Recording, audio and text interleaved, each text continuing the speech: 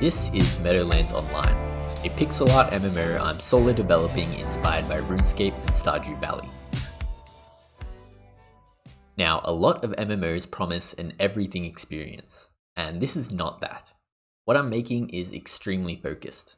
I'm taking the permanent progression of Runescape, adding community-based skilling, as well as a bit of movement-based challenges. The key word I'm building this game around is accessible, and this has multiple meanings. The first being cross-platform. I want to support web, Steam, and mobile, and knowing this, I've been developing around it from the start. Our second is a low skill floor. I have the simplest controls possible, which is point and click, and just like old school RuneScape, you can choose to put more into the game to challenge yourself. Our third meaning is simple systems.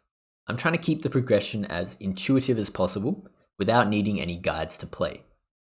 But just because something is simple doesn't mean it can't have any depth and allow for min-maxing, which I think a game like Stardew Valley does really well. Now, I'm taking a lot from different games that I enjoy, and I'll make sure to mention it.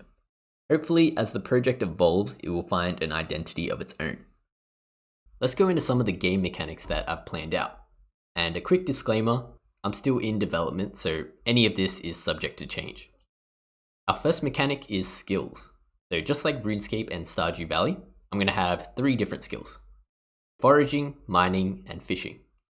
These have a lot of room for creativity, and a bit about the lore is that nature is top of the food chain. So I can have different plants, golems, ores, aquatic life, and fish that can have really unique designs, especially in pixel art. Now for training these skills, players will need to gather from different resource nodes. This will be a really low effort activity, either something to have on a second monitor, or even a place to socialize, like a chat room. Our world is going to be a series of connected rooms, so think kind of MapleStory, and I want these rooms to be unique in their own way, and kind of feel like Draenor Village in old school RuneScape, where there's a bunch of different activities that people can do, but next to each other.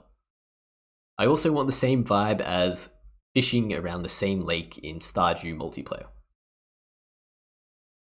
Now, crafting is going to be where the progression actually happens. This will be all done at the player's spawn. So I'm thinking kind of a base camp or town that no matter what stage of the game you're at, you're going to use the same stations as everyone else and kind of build stuff together. So our first stage in the crafting process is refining. So you're going to take the raw resources that you got from the outer world and refine them through various processes. I want to have different kinds of processes, something similar to Giant's Foundry in old school RuneScape, but not on a time restriction and not too many steps.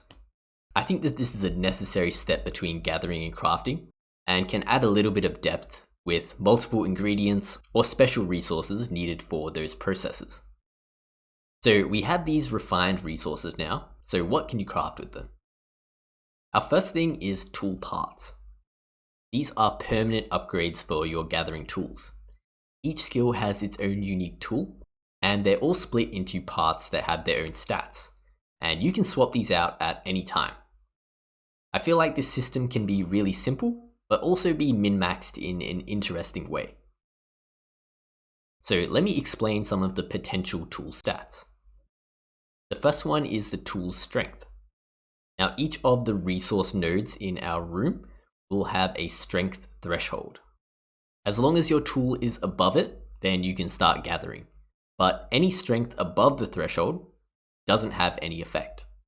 Our second is tool speed. This is pretty simple, and it's how quick the player can swing their tool. Our third stat is tool efficiency. So depending on the swing, this will affect how often the player successfully gathers the resource.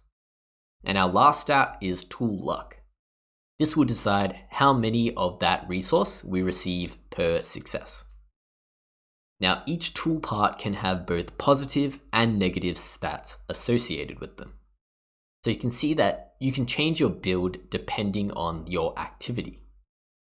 Something that really inspired my design philosophy is the Dragon Hunter items in old school RuneScape. These give a situational buff for fighting dragons, and they aren't as good everywhere else. So this gives you an optional route in progression. You could fight dragons with what you currently have, or go out of your way to obtain a dragon hunter weapon and fight them more efficiently. I'm trying to avoid something being best in slot in every situation. I have a lot of potential to add type specific buffs for tool parts as well. So let's say for only plants, you get +3 tool speed. Our second craftable thing is offerings. Lore-wise, these are materials that you can give to nature spirits to summon a challenge against them. If you are successful, they will reward you. This is a sort of opt-in, more click-intensive activity. It is also where I'm bringing in some of the RNG, which is always fun and something I love from old school RuneScape. Now for these challenges, it will have the same mechanics as when you're out in the world, so click to move and click to interact. I really like movement and dodging, and I'm being really vague of what a challenge can be because it can literally be anything. But these are moments from other games that I want to have the same vibe. So the first is from League of Legends, which is a click to move game, and this is an Alawi E. There's a specific stage of her ability where you know that tentacles are going to slam towards you and you can prepare to dodge them. These are heavily orchestrated with lots of warning, but it's still quite satisfying to dodge. I want something similar to this, and I want to avoid it becoming a bullet hell. Our next moment is from the Warden fight in Tombs of Amascut in old school RuneScape, and this is the skull phase. There's something satisfying about zigzagging between each skull, and this is something I can definitely mimic with my interact mechanic. I really want these challenges to range from extremely simple to challenging. And I also have the added layer of having special tool builds for specific challenges. The rewards from these challenges can be a chest at the end, or even just the resources gained throughout it. The rewards could have multiple purposes too, such as part of the refinement process, a component for a tool part, or even crafting another type of offering. Now for both the tool part and the offering, you will need to unlock recipes for them. And how you unlock these recipes will come from our last two systems. Our first being leveling up your skills. So this is exactly like old school RuneScape and Stardew. Doing an activity related to that skill will gain you XP, and certain levels will unlock recipes. Our second system is something that I'm taking from a Minecraft MMO called Hypixel Skyblock, and this is their collection system. So every item that you can farm has its own collection level. So every time you obtain an item, that will count as XP towards that item's level. I love this system and how it incentivizes interacting with different content. The rewards from leveling it up can either be skill XP or more recipes. I think this system has a lot of synergy with all the other mechanics as well, and adds a certain level of completionist and achievement. Now that's all the game mechanics that I want to implement, and the main thing I want people to get from this game is a sense of progression and the ability to goal set. I really like being able to set a big goal that has like 10 levels of prerequisites that I can slowly work on, sort of like game dev. If you have any feedback or questions, either leave a comment or join the Discord in the description. Now let's see what I've built so far. Before that, I want to go over a bit of history about me that will give some context to the decisions that I've made.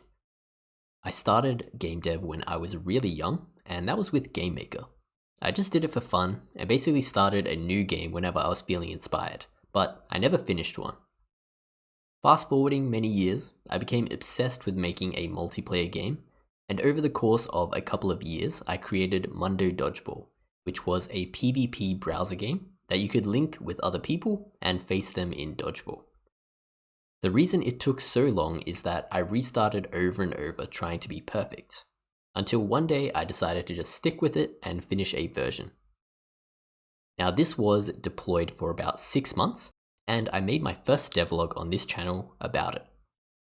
I think about 70 people tried it, and it was a really valuable experience and taught me a lot about what not to do. Now, after finishing one project, I thought I'd create my dream game, which was an MMO that leaned into the skilling side of things. This was Allura, which was my first attempt at that idea. I planned a lot, made around 7 devlogs, but it was really hard. This was my first 3D game, and I made a lot of tech decisions that were really holding me back. After a couple of months and a bit of burnout, I just wanted to create something. Now that brings us into the Meadowlands era. You can see this as the next iteration of the same project. I decided I was going to pivot to 2D and use GameMaker, because that was what I'm familiar with and also way better at. So I started creating a single player demo, stripped everything down to as simple as I could make it, and decided to film myself coding. I gave progress updates starting from a blank project, and the videos were a lot less polished and raw. I edited as I went and uploaded 13 devlogs over the course of 50 days.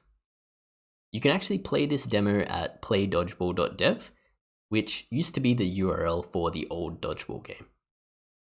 After uploading the finale for that demo series, I put my head down for a couple of months and made a start on bringing the most basic level of the project online. And now we're in the present day. I've just finished my uni degree and we're still searching for that entry-level position. But this project has been a way for me to do something I'm passionate about and also develop my skills. I'm making this video to serve as the most current stage of where I am. I was going to unlist every other video as sort of a fresh start, but I chose to leave it up as part of the journey. Knowing all of that, let me now show you what I've built. This is our sign in and create screen. You can use both email or a Google account to sign in, but I have the plan for more options in the future. Let me sign in through Google and click play. Now, as you can see, I have multiple regional servers up and running, and you can also see their play account, which updates every 10 seconds. When you first join a game, you can choose your username and create a character. So let me now join the game.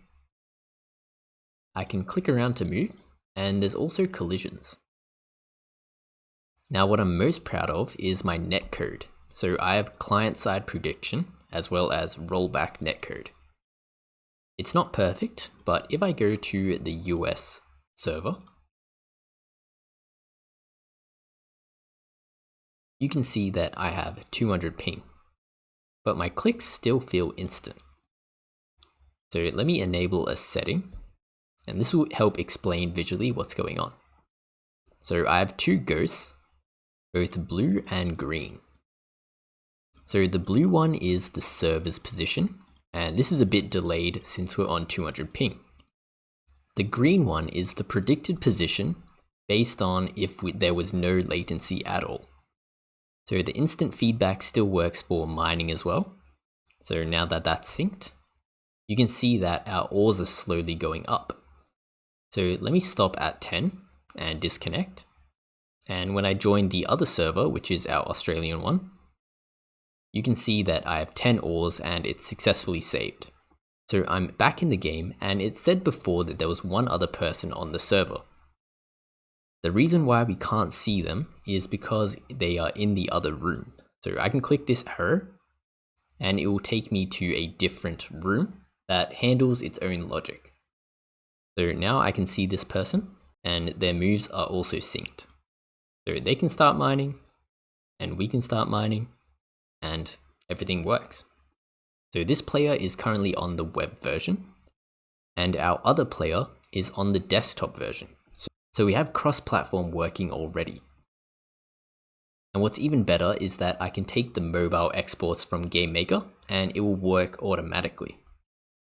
But what's even better than that is that this is a version that you can play right now. I've already got auto deployment working, and I think my dev environment is really good. I've made so much progress on the infrastructure. So if you want a more in-depth look at the backend and some of the technical decisions I've made, tell me in the comments and I'll make another video. Now, What's next? I'm going to continue making devlogs, but it'll be for when I reach bigger milestones. I really did enjoy recording the process, and that's why I'm going to start streaming the development. So if you're watching this as it comes out, I should be live, so come by. Thank you so much for watching, and I'll see you in the next one.